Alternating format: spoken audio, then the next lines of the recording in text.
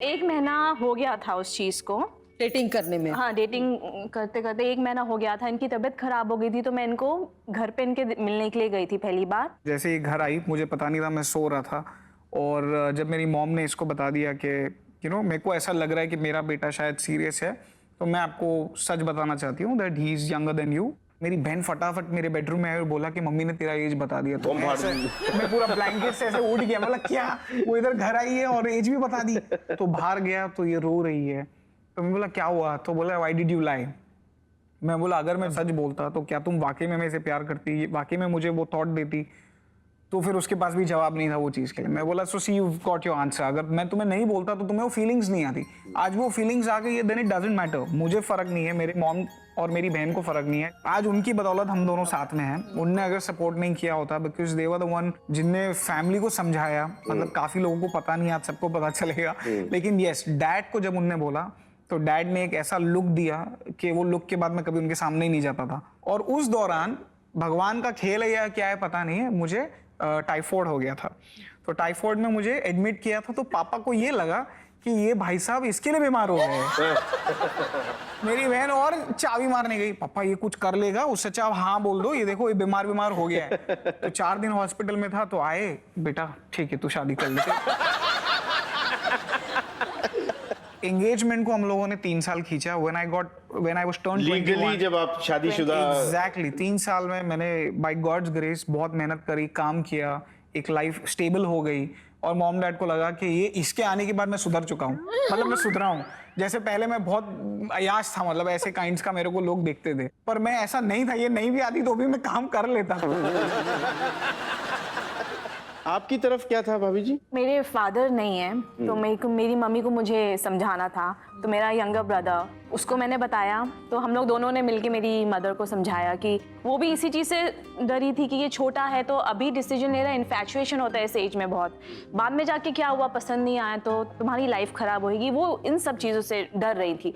तो उनको मैंने बोला अगर वो सब चीज़ें होनी है, वो मैं किसी एज वाले के साथ करूँगी शादी, उसके साथ भी हो सकती है, या मेरे से बड़े इंसान के साथ करूँगी, उसके साथ भी हो सकती है। अगर नहीं बननी है तो वो 2 साल में उसके साथ भी नहीं बनेगी।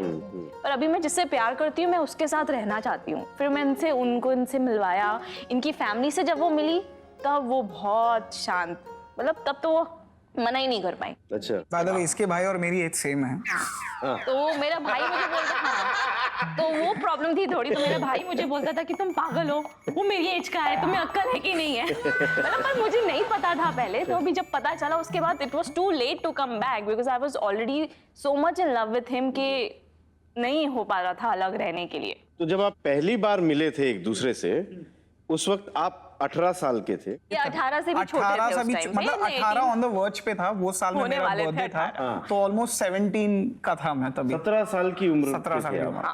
और आप 24 की? हाँ, 24 भी कंप्लीट होने वाला, 23 की थी मतलब तभी। 6 साल फर्क है आपके। Yes. और आप जब मिले थे तब आपकी उम्र कितनी थी? 26। अच्छा, आप 20 थे और आप 26। 26 की। तो दोनों की बहुत इंटरेस्टिंग है।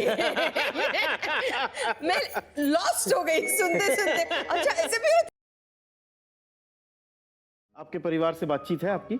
नहीं करते, कोशिश की मैंने बात करने की, बात नहीं करते। अच्छा, लेकिन आपके ससुराल में आपको बहुत पहले से पूरा सपोर्ट है? वो बहुत सपोर्ट करते हैं।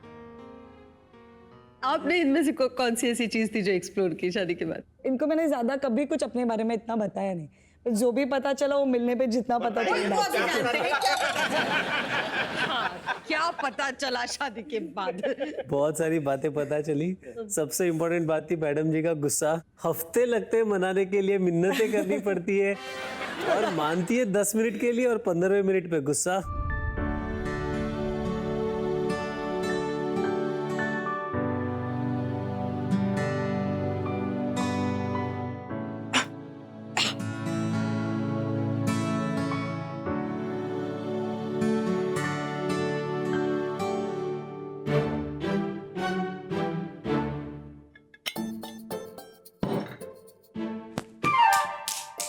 क्या हेट्स, डिस्टर्ब मत कर यार। डिस्टर्ब मत कर?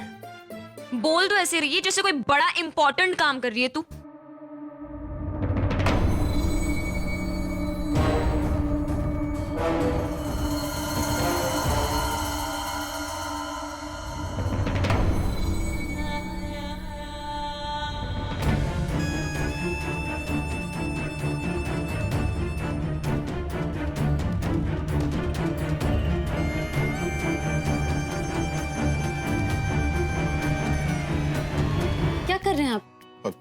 गहरी चोट दिख रहा है। अरे उसकी कोई जरूरत नहीं है। अरे मुझे देखनी है ड्रेसिंग ठीक से है कि नहीं। अरे ड्रेसिंग ठीक है, आपको कुछ करने की जरूरत नहीं है। चुपचाप हाथ दिखाओ। अरे सब ठीक है, आप छोड़िए ना, मैं देख लूंगी, मैं ड्रेसिंग नहीं कर दूंगी। चुप रहो ना, तुम्हारी मुंह पर ड्रेसिंग करूंगा मैं। क्या? और नहीं तो क्या। अरे लेकिन इतनी चोट ही नहीं लगी है जितने आप परेशान हो रहे हैं। अरे चोट नहीं लगी, तुम चुप नहीं हुई या तुम्हारा नाक नाक तोड़ देंगे आप मेरा। तुम्हारी नाक पर बटन दबा दूंगा मैं, उसके बाद बोल नहीं पाओगी कुछ भी। लेकिन मैं बता रही हूँ ना, ठीक है, अभी ड्रेसिंग करने की जरूरत नहीं। अभी